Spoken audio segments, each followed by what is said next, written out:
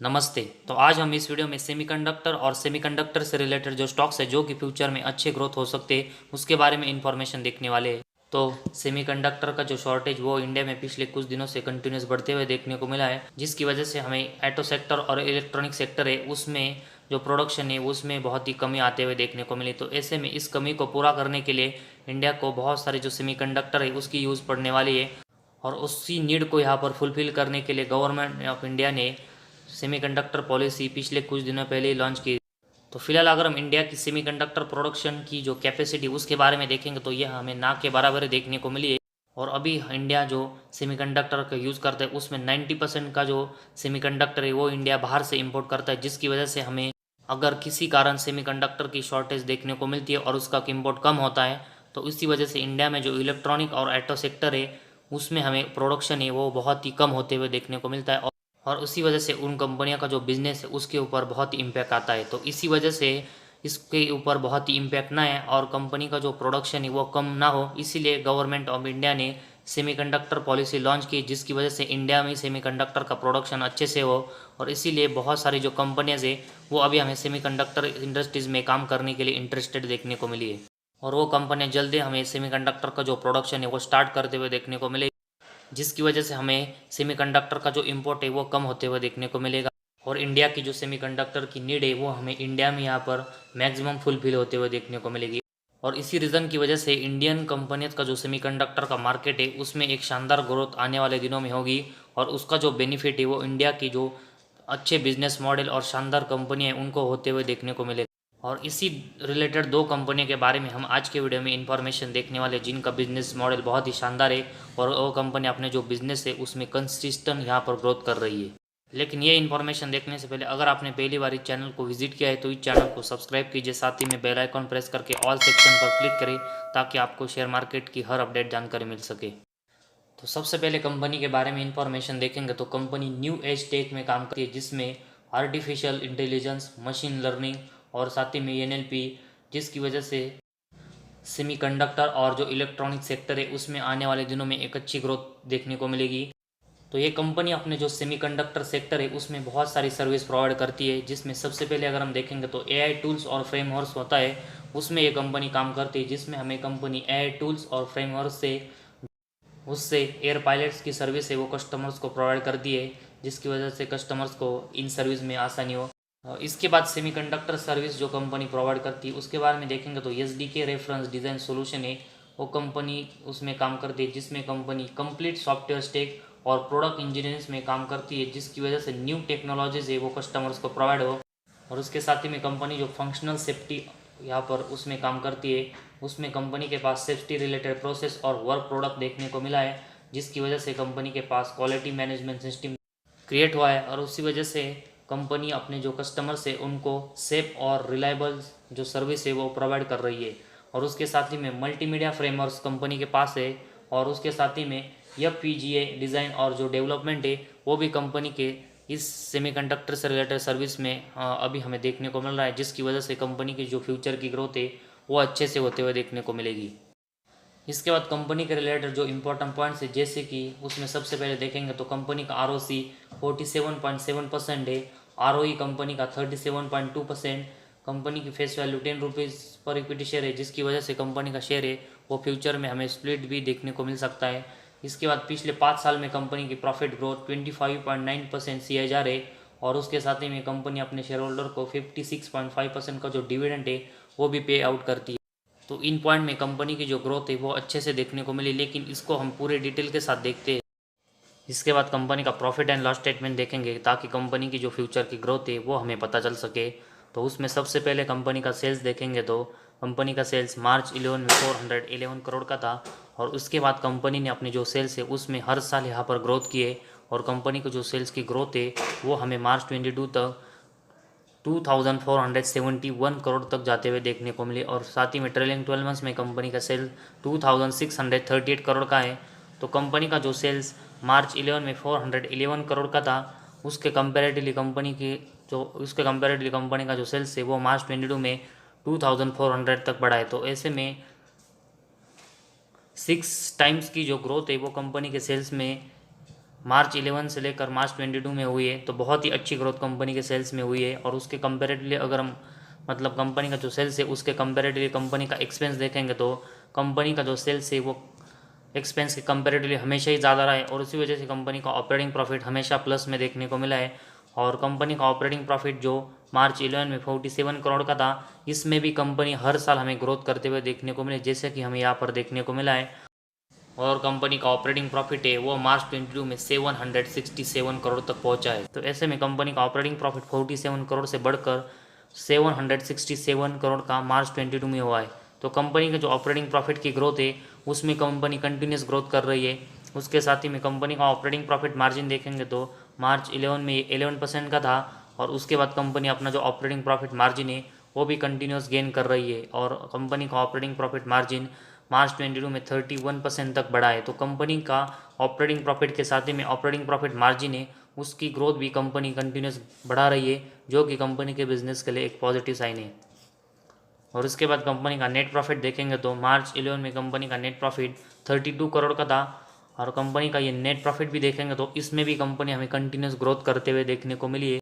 और इसी ग्रोथ की वजह से कंपनी का नेट प्रॉफिट है वो मार्च 22 में 550 करोड़ का हुआ है, और ट्रेलिंग 12 मंथ्स में कंपनी का नेट प्रॉफिट है वो 621 करोड़ का है। तो कंपनी का जो 32 करोड़ का नेट प्रॉफिट मार्च 11 में था उसको कंपनी कंटिन्यूस बढ़ाकर ये नेट प्रॉफिट 550 तक हमें मार्च 22 में पहुंचाते हुए देखने को मिली। तो कंपनी की नेट प्रॉफिट की जो ग्रोथ है वो भी कंपनी के परफॉर्मेंस के लिए शानदार देखने को मिली। और उसके साथ ही में कंपनी का जो ईपीएस है जो मार्च 11 में 5.09 था वो अभी हमें कंपनी कंटिन्यूस बढ़ा के इसको 88 तक ले जाते हुए देखने को मिली।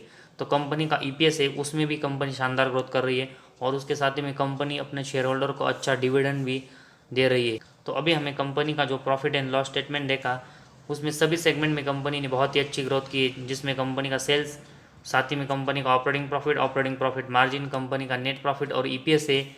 इन सभी सेगमेंट में कंपनी कंटिन्यूस ग्रोथ कर रही है, और अपनी जो ग्रोथ रेट है वो हमें कंटिन्यूस यहाँ पर गेन करते हुए देखने को मिली है। तो कंपनी का प्रॉफिट एंड लॉस स्टेटमेंट है वो कंपनी के लॉन्ग टर्म के नज़रिए से हमें बहुत ही अच्छा देखने को मिला है। इसके बाद कंपनी का जो रिजर्व है उसके बारे में देखेंगे तो मार्च 22 में कंपनी के रिजर्व 1539 करोड़ के, और उसके कंपेरेटिवली कंपनी के ऊपर वह सिर्फ 138 करोड़ का बोरिंग्स है। तो लगभग हम कह सकते हैं कि कंपनी हमें डेट फ्री के आसपास देखने को मिल रही है, जो कि कंपनी कभी भी डेट फ्री होते हुए देखने को मिल सकती है। तो कंपनी की जो बैलेंस शीट है वो भी कंपनी के बिजनेस के लिए स्ट्रांग देखने को मिली है। इसके बाद कैश फ्लोज के बारे में इंफॉर्मेशन देखेंगे तो इसके बाद कंपनी का नेट कैश फ्लो देखेंगे तो मार्च 14 से लेकर मार्च 22 तक देखेंगे तो कंपनी का नेट कैश फ्लो सिर्फ 3 साल माइनस में गया है, लेकिन उसको छोड़कर देखेंगे तो मैक्सिमम टाइम कंपनी का नेट कैश फ्लो प्लस में, और उसके साथ ही में मार्च 21 में जो नेट कैश फ्लो माइनस में था उसको कंपनी इंप्रूव करके मार्च 22 में प्लस में लाई है। तो ऐसे में कंपनी का नेट कैश फ्लो भी कंपनी के परफॉर्मेंस के लिए पॉजिटिव देखने को मिला है। इसके बाद डेप्टर डेज देखेंगे तो पिछले 4-5 साल से अगर हम देखेंगे तो 100 के नीचे हमें कंपनी के डेप्टर डेज देखने को मिले, जो कि कंपनी इसको कंट्रोल करते हुए देखने को मिले, जो कि कंपनी के परफॉर्मेंस के लिए ये भी पॉजिटिव साइन है। और उसके साथ ही में इन्वेंट्रीज देखेंगे तो मार्च 22 में कंपनी की इन्वेंट्रीज 2 देखने को मिले, और पिछले 4 साल में कंपनी के जो इन्वेंट्रीज है वो 10 के नीचे देखने को मिले। तो ऐसे में कंपनी इन्वेंट्रीज भी कम कर रही है, जो कि कंपनी के परफॉर्मेंस के लिए एक पॉजिटिव साइन है। इसके बाद शेयर होल्डिंग पैटर्न के बारे में देखेंगे तो प्रमोटर के पास जून 22 में 43.92% की हिस्सेदारी है। उसके साथ ही में एफ के पास 15% की हिस्सेदारी है, जो कि मार्च 22 में 13% की थी। तो एफ अपनी जो हिस्सेदारी है वो इस कंपनी में बढ़ाते हुए देखने को मिले। इसके साथ ही में डी की हिस्सेदारी 4.21% की है, और पब्लिक की हिस्सेदारी वो 36% की है। तो प्रमोटर, एफ डी और पब्लिक है वो सभी हमें इस कंपनी में यहाँ पर इंटरेस्टेड देखने को मिल रहे हैं, जैसे कि कंपनी के परफॉर्मेंस में कंपनी जिस तरह ग्रोथ कर रही है उसी वजह से हमें ये सभी इस कंपनी में इन्वेस्टमेंट नज़र से यहाँ पर इंटरेस्टेड देखने को मिले। तो कंपनी के रिलेटेड जो फंडामेंटल पॉइंट्स है उसमें कंपनी बहुत ही अच्छी ग्रोथ कर रही है, और कंपनी अपने जो सेमीकंडक्टर सेक्टर में काम कर रही है इसकी वजह से कंपनी का फ्यूचर में एक अच्छी ग्रोथ होते हुए देखने को मिल सकती है। और ये कंपनी टाटा ग्रुप का एक पार्ट है, और इस कंपनी का नाम अगर हम देखेंगे तो ये हमें टाटा एलेक्सी देखने को मिला, जो कि बहुत ही अच्छी ग्रोथ और अच्छा रिटर्न अपने शेयर होल्डर को पिछले कुछ दिनों से देते हुए देखने को मिली है, और ऐसे रिटर्न कंपनी आने वाले दिनों में शेयर होल्डर को देते हुए देखने को मिलेगी, जिस तरह कंपनी के फंडामेंटल स्ट्रांग है। इसके बाद जो अगली कंपनी है उसके बारे में इंफॉर्मेशन देखेंगे तो ये कंपनी डेवलपमेंट, डिज़ाइन और उसके साथ ही में इलेक्ट्रॉनिक जो एप्लीकेशन है उसका मैन्युफैक्चरिंग और मार्केटिंग करती है। और उसके साथ ही में कंपनी जो सेमीकंडक्टर से रिलेटेड इक्विपमेंट है उसका प्रोडक्शन करती है। उसके साथ ही में ऑटोमोटिव, प्रेसिशन और मशीन रिलेटेड जो प्रोडक्ट्स है उसमें काम करती है। तो ये कंपनी के बारे में देखेंगे तो कंपनी का जो बिज़नेस है उसमें कंपनी मार्केट लीडर है, क्योंकि अगर हम इलेक्ट्रॉनिक मैन्युफैक्चरिंग के बारे में देखेंगे तो ये कंपनी इंडिया के बिगेस्ट मैन्युफैक्चरिंग कंपनी है। और इसी के साथ ही में कंपनी जो सेमीकंडक्टर सेक्टर में काम करती है, इसकी वजह से आने वाले दिनों में इस कंपनी की जो ग्रोथ है वो बहुत ही अच्छे से होते हुए देखने को मिलेगी। और इसके साथ ही में कंपनी के रिलेटेड इंपॉर्टेंट पॉइंट्स देखें, जिसमें आरओसी देखेंगे तो कंपनी का 22.5% का है, आरओई कंपनी का 21.9% का है। और उसके साथ ही में कंपनी का प्रॉफिट ग्रोथ देखेंगे तो पिछले 5 साल में कंपनी ने 31.7% का जो CAGR है उससे ग्रोथ की है। और उसके साथ ही में पिछले 10 साल में कंपनी का जो ग्रोथ है वो 34% से हुई है। तो कंपनी के रिलेटेड अभी जो पॉइंट देखने को मिले उसमें कंपनी ने बहुत ही अच्छी ग्रोथ की, लेकिन कंपनी की पूरी फंडामेंटल देखना जरूरी है, तभी हमें पता चलेगा कि कंपनी आने वाले दिनों में कैसे रिटर्न देगी। कंपनी का प्रॉफिट एंड लॉस स्टेटमेंट है उसके बारे में इंफॉर्मेशन देखेंगे तो इसमें सबसे पहले कंपनी का सेल्स है, उसके बारे में इंफॉर्मेशन देखेंगे तो मार्च 12 में कंपनी का सेल्स 572 करोड़ का था। और उसके बाद अब कंपनी अपने जो सेल्स है उसमें कंटिन्यूस ग्रोथ करते हुए देखने को मिली है। और कंपनी का सेल्स है वो मार्च 22 में 10,000 करोड़ का हुआ है और ट्रेलिंग 12 मंथ्स में ये 11,600 करोड़ का हुआ है। तो ऐसे में कंपनी अपना जो सेल्स है उसमें कंटिन्यूस ग्रोथ कर रही, जो कि कंपनी के बिजनेस के लिए एक पॉजिटिव साइन है। तो कंपनी का जो सेल्स है उसके कंपेरेटिवली कंपनी के एक्सपेंस देखेंगे तो कंपनी के जो सेल्स है वो मैक्सिमम टाइम एक्सपेंस के कंपेरेटिवली ज़्यादा देखने को मिले। और उसी वजह से कंपनी का ऑपरेटिंग प्रॉफिट है वो कंटिन्यूस प्लस में है। तो कंपनी का ऑपरेटिंग प्रॉफिट मार्च 12 में सिर्फ 5 करोड़ का था, लेकिन इसके बाद देखेंगे तो कंपनी ने अपने ऑपरेटिंग प्रॉफिट में बहुत ही शानदार ग्रोथ की है। और कंपनी का जो ऑपरेटिंग प्रॉफिट है वो हमें मार्च 22 में अभी 384 करोड़ का हुआ है और ट्रेलिंग 12 मंथ्स में 431 करोड़ का हुआ है, जिसकी वजह से आने वाले दिनों में एक और अच्छी ग्रोथ होते हुए देखने को मिल सकती है। इसके बाद कंपनी का नेट प्रॉफिट देखेंगे तो मार्च 12 में कंपनी -7 करोड़ के लॉस में थी, लेकिन इसके बाद कंपनी का जो नेट प्रॉफिट है वो हमेशा कंपनी ने प्लस में जनरेट किया है। और कंपनी अपना जो नेट प्रॉफिट है वो हर साल बढ़ाते हुए देखने को मिली। और कंपनी का नेट प्रॉफिट है वो मार्च 22 में 190 करोड़ का हुआ है और ट्रेलिंग 12 मंथ्स में कंपनी का नेट प्रॉफिट 218 करोड़ का है। तो किस तरह कंपनी के परफॉर्मेंस की ग्रोथ यहाँ पर कंपनी की बढ़ रही है वो यहाँ पर नेट प्रॉफिट से पता चलता है। और उसके साथ ही में कंपनी का अगर हम EPS देखेंगे तो ये भी मार्च 12 में -4.52 माइनस में देखने को मिला था, जो कि इसकी जो ग्रोथ है वो भी कंपनी ने इसके बाद कंटिन्यूस प्लस में की है।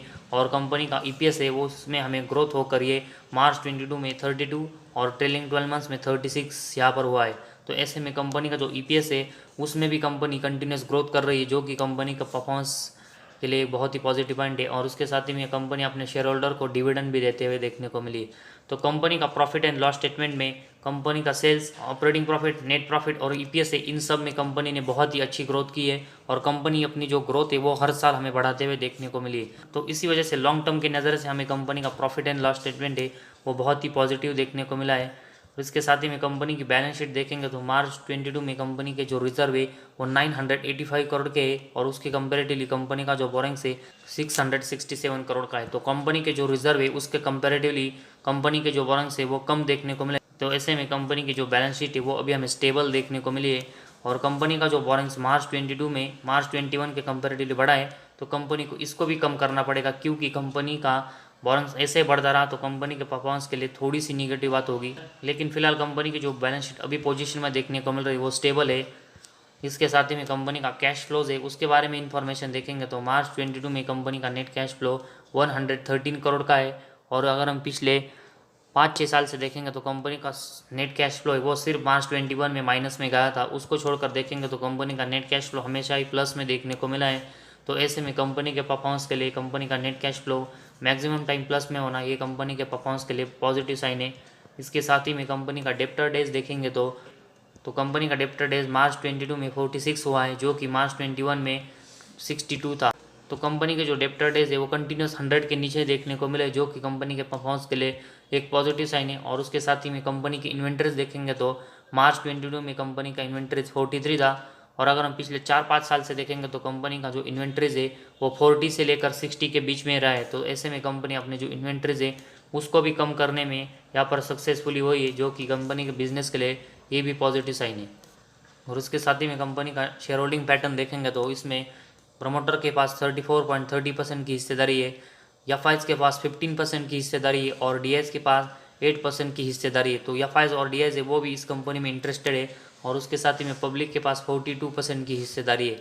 तो प्रमोटर, एफ डी और पब्लिक है, ये सभी हमें इस कंपनी में इंटरेस्टेड देखने को मिले हैं, जिस तरह हमें टाटा एलेक्सी में देखने को मिले थे। और साथ ही में कंपनी का अभी हमने जो परफॉर्मेंस देखा, प्रॉफिट एंड लॉस स्टेटमेंट में कंपनी अच्छी ग्रोथ कर रही है, कंपनी के बैलेंस शीट स्टेबल है, कंपनी का net cash flow continuous plus में जनरेट कंपनी कर रही है और कंपनी की इन्वेंट्रीज और डेप्टर डेज है वो भी कंपनी इसको कम करने में यहाँ पर सक्सेसफुली है। तो ऐसे में कंपनी के परफॉर्मेंस के लिए कंपनी के फंडामेंटल बहुत ही स्ट्रांग देखने को मिले और इसी वजह से कंपनी की जो फ्यूचर की ग्रोथ है उसमें कंपनी एक अच्छी ग्रोथ करते हुए देखने को मिल सकती है। और साथ ही में कंपनी मार्केट लीडर है और कंपनी सेमीकंडक्टर सेक्टर में भी काम करती है। तो इन सब रीज़न की वजह से ये कंपनी आने वाले दिनों में एक अच्छा रिटर्न हमें देते हुए देखने को मिलेगी और सेमीकंडक्टर सेक्टर में ये सेकंड कंपनी हमें फंडामेंटली स्ट्रांग देखने को मिली है और इसका नाम हमें डिक्सन टेक्नोलॉजीज देखने को मिला है, जिसके फंडामेंटल बहुत ही स्ट्रांग है और इस कंपनी ने पिछले कुछ सालों से अपने शेयर होल्डर को एक मल्टीबैगर रिटर्न दिए।